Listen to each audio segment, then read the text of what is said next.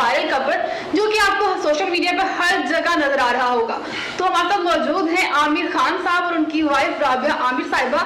السلام علیکم, کیا حال چال ہے؟ وعلیکم السلام. الحمدللہ ہم لوگ ٹھیک ٹھاک ہیں. آپ سنیں کیسا فیل ہو رہا ہے؟ ابھی آپ کو انٹرویوز دی جا رہی ہیں, پہلے آپ ایک ہاؤس وائف تھی اور گھر پہ رہنا, اور جیسے ہی وائرل ہوئی ہیں ہر جگہ انٹرویوز. کوئی مشکل نہیں تھا, بلکہ ہم لوگوں نے اس چیز کو کافی انجوائے کیا. سیلیبریٹی والی فیل کیسی ہوتی ہے وہ مجھے ذرا بتائیں نا.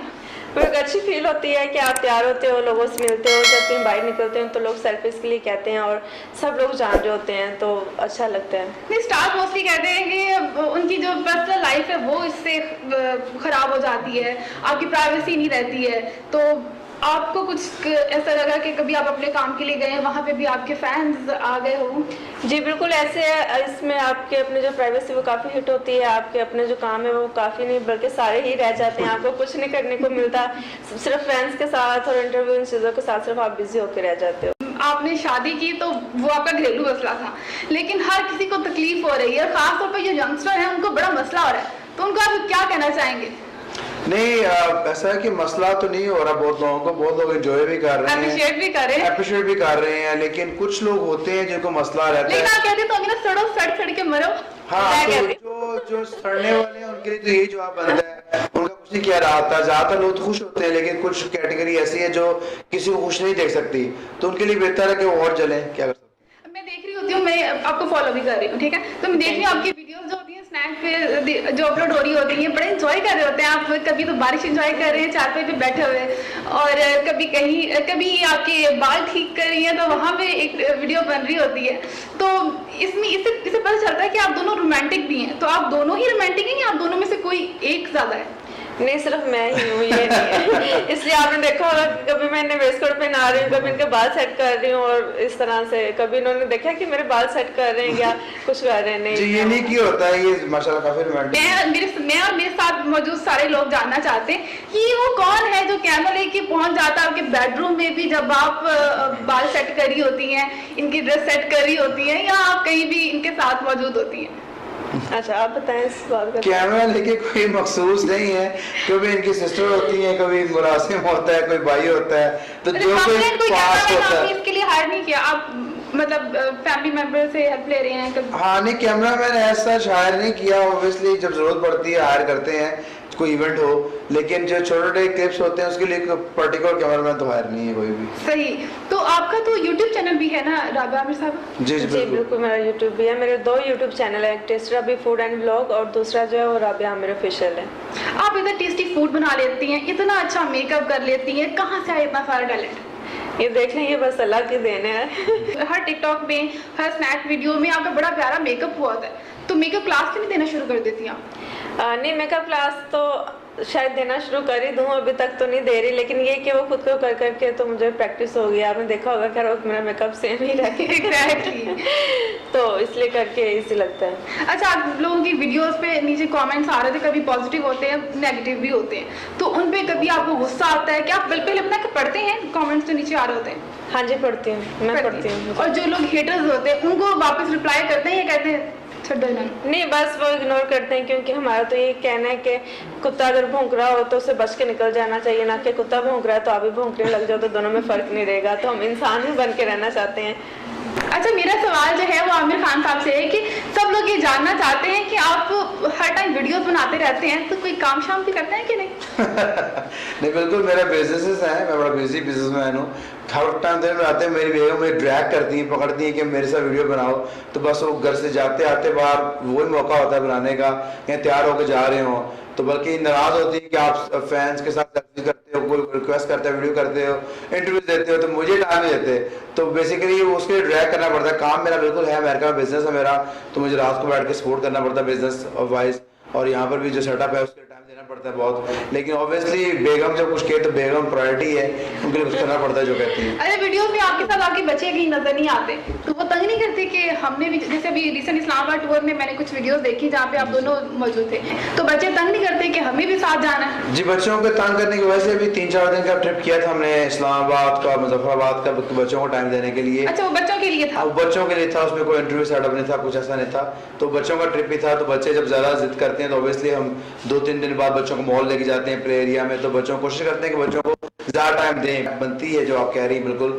کہ آپ اگنور ہو رہے ہیں, تو جیسے ہمیں فیل ہوتا ہے کہ بچوں اگنور ہو رہے ہیں تو اوبیسلی ہم ڈیفینیٹلی بچوں کو ٹائم پرائورٹائز کرتے ہیں. اچھا رابعہ, آپ سے میرا سوال ہے کہ ایک تو اسٹوری تو ہر جگہ سننے میں نظر آئی کہ آپ ان کی اسٹوڈنٹ تھیں تو آپ کو محبت ہو گئی تو پھر آپ لوگوں نے شادی کر لی, اور ایک اسٹوری میں نے یہ بھی سنی ہے کہ آپ ان کے اسکول میں پڑھاتی تھیں. جی بالکل, یہ دونوں اسٹوری, یہ دو الگ اسٹوریاں نہیں ہیں, یہ ایک ہی اسٹوری ہے. میں ان کے اسکول میں پڑھاتی تھی جو کہ میرے سسر کا اسکول تھا, تو یہ انہیں وزٹ کرنے کے لیے وہاں پہ آئے تھے, تو وہاں پہ ہماری پھر ملاقات ہوئی, تو پھر ہم لوگوں نے شادی کر لی. پڑھتی بھی تھی ان کے ساتھ؟ جی میں پڑھتی بھی تھی ان سے. میں نے ایک ماہ کے لیے کمپیوٹر کلاس ایک جوائن کی تھی, تو اس میں کمپیوٹر کلاس آپ نے جوائن کی تھی, پھر آپ انہیں جوائن کر لیا. بالکل ایسے ہی. آپ دونوں میں سے پوزیسو کون زیادہ ہے؟ آپ بتائیں. پوزیسو بھی آپ کو پتا عورتیں ہی ہوتی ہیں, تو یہی زیادہ پوزیسو ہے. یہی پوزیسو ہے, آپ نہیں ہیں. نہیں میں اتنا نہیں ہوں, میں بڑا ایزی گوئنگ ہوں. نہیں آپ کو تو زیادہ نہیں ہونی چاہیے, کیونکہ لوگ کہتے ہیں کہ آپ کے پاس اتنی حسین بیوی ہے تو آپ کو تھوڑا زیادہ. نہیں کوئی پوزیسونیس میں نہیں ہے, بس اللہ کی طرف سے ہے. بیسیکلی ان کی اپنی زندگی ہے تو میں کوئی پوزیسو نہیں ہوں. یہ بیسیکلی میرے ساتھ خوش ہیں الحمدللہ. میری کوشش ہوتی ہے کہ مجھ سے خوش رہیں, اور مجھے کانفیڈنس ہے کہ میری بیگم ایسی نہیں ہے کہ ایسا کوئی غلط اسٹیپ لیں گی, تو ایسا کوئی پوزیسونیس نہیں ہے. Possessiveness usually lack of confidence سے آتا ہے کہ آپ کو کانفیڈنس کی کمی ہو, تو عورتوں میں انفارچونیٹلی بیوی میں ہوتی ہے, کیونکہ بیوی میں گھر کو لے کے بندے کو لے کے تھوڑا وہ ہوتا ہے کہ ناک ہونے کا خطرہ ہوتا ہے, تو پوزیسونیس وہاں سے آتی ہے. لیکن الحمدللہ تو مفتی صاحب اتنی حسین بیوی ہیں اور ان کو آپ نے بڑے اچھے سے سنبھال کے رکھا ہوا ہے, تو جو سارے ہمارے ویورز ہیں وہ پوچھنا چاہ رہے تھے کہ کوئی ایسے کوئی 4-5 سنہری اصول بتائیں بیوی کو ہینڈل کرنے. جی بالکل, ایک تو پہلا تو یہی ہوگا کہ پوزیسونیس جو آتی ہے وہ کہاں سے آتی ہے کہ لیک آف کانفیڈنس آتا ہے. بندہ اپنے آپ کو سمجھتا ہے کہ پتہ ہے مجھے بیوی مل کیوں گئی ہے, اور بیوی کو پھر وہ ایسے شک کی نظر سے دیکھتا ہے, بیوی کو کسی سے ملنے نہیں دیتا, تو بیوی کیسے خوش رہے گی. ایسے بہت سارے ایگزامپلس ہیں ہمارے سرکل میں کہ بیوی کو گھر والوں سے ملنے نہیں دیتے, ماں باپ سے ملنے نہیں دیتے, بہن بھائی سے ملنے نہیں دیتے. وہ اندر سے بیچارے کمزور ہوتے ہیں, اندر سے ڈرے پڑے ہوتے ہیں کہ مجھے بیوی تو مل گئی ہے, پتہ نہیں کیسے مل گئی ہے, میری شاید اوقات نہیں تھی تو مجھ سے کوئی لے نہ لے. تو وہ بیوی کیسے خوش رہے گی. اب بیوی کو جب اس کی بیوی کو بہن سے ملنے نہیں دیں گے, اس کی گھر والوں سے ملنے نہیں دیں گے کہ میری بیوی بن گئی رہتا, اور آج اس نے پالا ہے ان کا حق نہیں رہا, تو بیوی کبھی خوش رہ سکتی ہی نہیں ہے. بیوی کو اس کی سپیس دیں, اس کو جگہ دیں, اس کو اپنا اخلاق اچھا کریں کہ بیوی آپ کے ساتھ خوش رہے. بیوی چھوڑ کے کبھی کیوں جائے گی آپ کو, اور بیوی کے ساتھ سچے رہیں, بیوی کو ٹائم دیں, پیسہ خرچ کریں بیوی پر. میاں بیوی بچوں پر پیسہ خرچ کریں, آپ کماتے ہیں تو پرائرٹی دیں بیوی کو, بچوں کو نہ کہ پرائرٹی دے رہے ہیں آپ باہر دوستوں کو اور بیسیکلی باقی رشتہ داروں کو. تو بیوی کو پرائرٹی دیں, اس کو اس کی جگہ دیں جو اسلام نے جگہ دی ہے, اس کو حق دیں, تو بیوی آپ کے ساتھ خوش رہے گی. ایسے کو کیوں نہیں خوش رہے گی. تو وہ سب لوگ جو جاننا چاہتے تھے وہ سنہری اصول بیوی کو خوش رکھنے کے لیے, تو وہ لکھ کے رکھ لیں اور ان پر فالو کریں, آپ بھی اپنی بیوی کو بہت خوش رکھیں گے. تو رابعہ صاحب آپ بتائیں کہ شوہر کو قابو کرنے کے کیا طریقے ہیں؟ ایٹ لیسٹ 5 ہونے چاہیے. شوہر کو قابو کرنے کے کچھ ایسے کوئی طریقے نہیں ہیں, نہ ہی کوئی ٹرکس ہیں. بس یہی کہ آپ اپنے اخلاق اچھا کریں, اور جس طرح آپ کا شوہر کہہ رہا ہے اسے آپ سنیں کہ وہ آپ کو کیا کہہ رہا ہے, تو اس کے مطابق چلیں گے تو شوہر آپ سے ہمیشہ خوش رہے گا.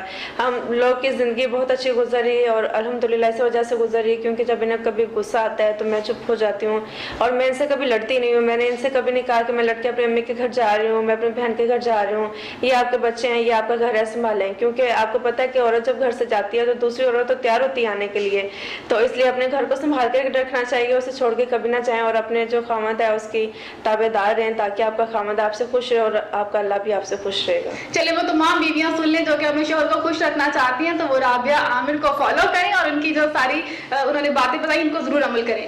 تو عامر صاحب آپ کی ریسنٹ انٹرویو میں آپ نے بتایا کہ جو جنت ہے وہ بیوی کے قدموں تلے ہے, تو کیا یہ بات درست ہے؟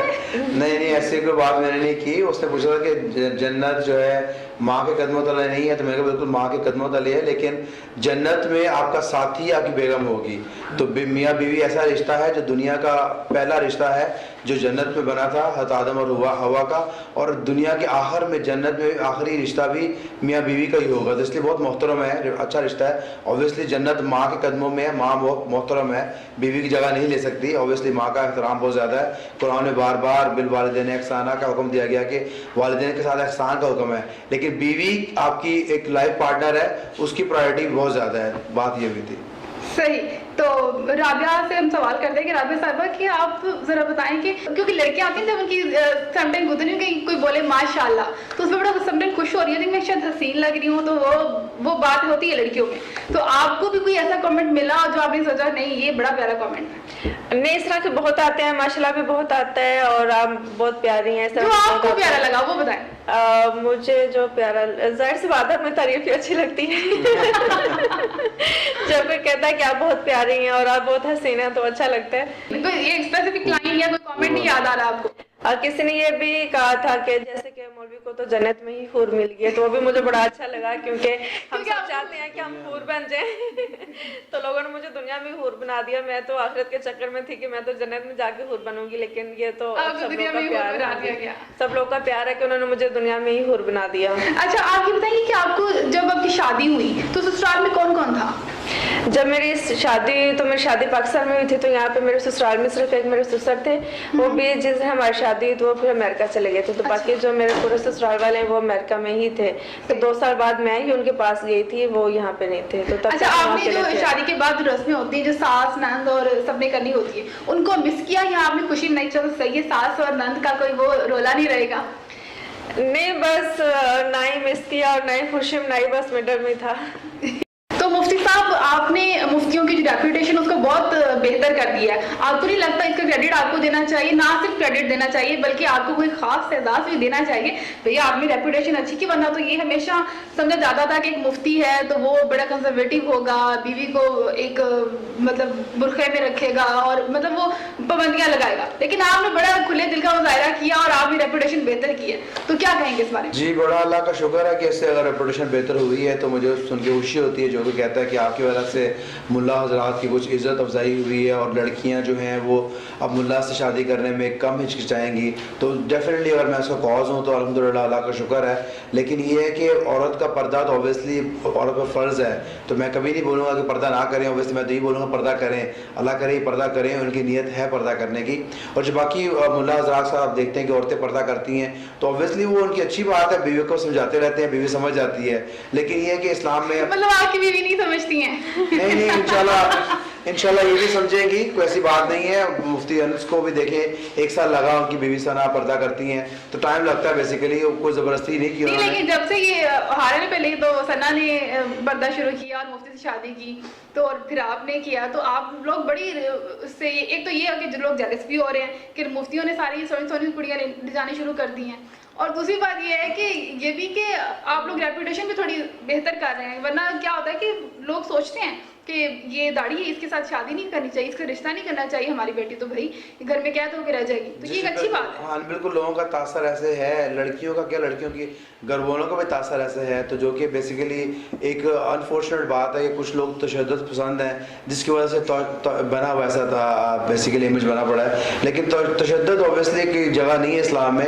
اسلام جو ہے وہ آپ کو اجازت دیتا ہے، آپ کی مرضی پہ ہے، آپ نے دین فالو کرنا ہے. دین فالو کرنے کا حکم ضرور بالکل ہے، لیکن تو آپ فالو تبھی کریں اللہ کے لیے کریں. اب یہ لوگوں کے کہنے پر یا میری زبردستی پر کریں گی تو وہ اللہ کے لیے نہیں کریں گی، میرے لیے کریں گی. تو دعا یہی کہ اللہ کے لیے کریں اور مرضی سے کریں. انہیں پتہ ہے بالکل، قرآن پڑھی ہوئی ہیں، سمجھتی ہیں، ترجمہ پڑھا ہوا ہے، تفسیر بھی جانتی ہیں. اوبیسلی پردے کا حکم بالکل ہے، اس میں کوئی گنجائش نہیں ہے. اللہ کرے جلدی کریں اور اس کو اللہ کے لیے کریں. اچھا رابعہ آپ ایک ٹک ٹاک اسٹار ہیں، سوشل میڈیا اسٹار بھی ہیں، تو خوبصورت بھی اتنی ہیں، تو کیا کبھی سوچا کہ ایکٹنگ میں بھی کوئی میں شاید کبھی جاؤں یا کچھ کروں؟ نہیں، ایکٹنگ میں جانے کا کبھی نہیں سوچا، کیونکہ ماشاءاللہ ہماری فیملی ہے، بچے بھی ہیں، تو گھر کے کاموں سے فرصت نہیں ملتی اور ایکٹنگ جو ہے وہ ہمارا کام نہیں ہے. ہم ایکٹنگ نہیں کر سکتے. صحیح. تو کوئی پروگرام کرنے کا سوچا؟ کیونکہ اتنے اچھے فالوورز ہیں تو میرے خیال ہے آپ کو کرنا چاہیے. نہیں، پروگرام کا میں نے تو نہیں سوچا، انہوں نے ضرور سوچا کہ وہ کس حوالے سے آپ جی بالکل، آلریڈی کسی نے آفر کی تھی ہمیں، وہ ایکسیپٹ نہیں کی کہ چینل پہ آ کے پروگرام ہوسٹ کریں، اسپیشلی شادی کے ایشوز پر پروگرام کرنا چاہ رہے ہیں. تو اس طرح کے اوپر غریب بنتے جا رہے ہیں شادی کے ایشوز. جی بالکل، کیونکہ انفارچونیٹلی بڑی زیادتی کی بات ہے، افسوس کی بات ہے کہ ہم لوگ دین سے دن بہ دن ہٹتے جا رہے ہیں. اور شادی کے معاملے میں یہ ہے کہ جیسے کوئی گھریلو مسئلہ ہوتا ہے تو فوراً سے امیج آتا ہے کہ جادو کرا دیا گیا ہے، فلاں پیر جادو کر دیا گیا ہے. تو اس سے پورے گھر کا جا کے انہاں کے ایک بہتر ہو ماحول. عورت کو شک پڑے کہ بندے نے جادو کرا دیا ہے، ساس کو شک پڑتا ہے کہ میرے بیٹے پہ جادو کرا دیا گیا، تو وہ بھی جادو کرا نکل پڑتے ہیں اور تویز داغوں کا سلسلہ چل پڑتا ہے اور الزام جادو کو دے کر اور ٹونے کو دے کر گھر ٹوٹتے ہیں. تو اس ٹاپک پر کہ کیسے شادی شدہ زندگی اچھی گزاری جا سکتی ہے، اس ٹاپک پر اوبیسلی اللہ کرے کہ ایسا اپرچونٹی ملے کسی اچھے چینل سے کہ ہوسٹ کریں پروگرام، ہفتے میں 2-3 کریں، لوگوں کے سوال لیں، جواب دیں، ان کی ہیلپ کر سکیں، اور جو ٹوٹے گھر ہیں، جو گھر ٹوٹ رہے ہیں، ان کو بسایا جا سکے. تو ایسی اپرچونٹی آئی تو ضرور انشاءاللہ ہوسٹ کریں گے. بالکل، آپ کے بہت مرید بھی ہوتے ہیں کہ اس طرح سے. تو آپ دونوں جب ناراض ہوتے ہیں تو دونوں میں سے مناتا کون ہے؟ میں ہی مناتی ہوں. کس طرح سے مناتی ہیں؟ بس تھوڑا ٹائم دے کے، کیونکہ اگر مجھے کبھی کسی بات پہ غصہ آئے تو میں ان سے ناراضگی شو کروں، لڑتی میں نہیں، اس میں چپ ہو جاتی ہوں. میری عادت ہے کہ جب مجھے غصہ آتا ہے تو میں چپ کر جاتی ہوں. تو انہیں پتہ چلتا ہے کہ چپ ہو گئی ہے، ایسے غصہ آ گیا، تو یہ بھی ناراض ہو جاتے ہیں، پھر یہ بھی چپ کر جاتے ہیں. تو پھر یہ بھی مجھ سے بات نہیں کرتے، پھر میں بھی نہیں کرتی. تو 2-3 گھنٹے بعد پھر مجھے ہی جا کے ان سے بات کرنی پڑتی ہے کہ کھانا ریڈی آ جائیں، کھانا کھا لیں. اچھا، یہ کتنا چلاکی ہے نا کہ مطلب ایک بندی ناراض ہے، اس کو منانے کے لیے خود بھی ناراض ہو جائے تاکہ اگلی بندی جا کے اپنی ناراضگی چھوڑ کے منانے کے لیے آئے. بالکل ایسے ہی ان کا یہ کتنی غلط بات ہے. مجھے تو لگتا تھا کہ مفتی صاحب کو گفٹ دیتے ہوں گے تب جا کے آپ مانتی ہوں گی. آپ خود ہی بنانے چلی جاتی ہیں؟ نہیں، میں خود ہی بنانے چلی جاتی ہوں. اور مزے کی بات ہے کہ یہ مجھے کوئی گفٹ بھی نہیں دیتے، گفٹ بھی میں زبردستی لیتی ہوں کہ مجھے گفٹ لے کے دیں. نہیں، وہ ہوتا ایسا ہے کہ کیونکہ جب یہ ناراض ہو جاتی ہے تو خاموش ہو جاتی ہیں. پھر میں بھی خاموش ہو جاتا ہوں کہ خاموش ہیں، کچھ سوچ رہی ہیں، انہیں ٹائم دیا جائے سوچ سمجھ کے. پھر وہ جب سوچتی ہے کافی زیادہ، پھر سمجھ جاتی ہے کہ غلطی شاید ان کی تھی. پھر میں سمجھ نہیں جاتی، پھر میں یہ سمجھ جاتی ہوں کہ مجھے ہی بنانا پڑے گا، مجھے ہی بات کرنی پڑے گی، تو مجھ سے نہیں بات گی. چلیں ٹھیک ہو گیا، پروگرام کا وقت ختم ہو رہا ہے. جاتے جاتے کچھ اہم باتیں، کچھ کوئی میسیج جو آپ ہمارے ویورز کو دینا چاہیں. رابعہ آپ. اوکے، میں یہی دینا چاہوں گی کہ اپنی زندگیوں میں خوش رہیں، اور اگر کسی کو آپ خوش دیکھیں تو اس سے حسد مت کریں، خود بھی خوش رہنے کی کوشش کریں اور دوسروں کو بھی خوش رہنے دیں، اور اپنے جو اخلاق ہیں وہ اور زیادہ اچھے کریں. عامر صاحب، آپ سے میسیج لینے سے پہلے ایک سوال کہ سب لوگ کہہ رہے ہیں کہ ہمیں تو ایک نہیں ملتی، آپ نے 4 کر لی. جی بالکل، 4 کر لی الحمدللہ. کہ شادی تو جو قسمت میں ہوتی ہے وہی ہوتی ہے.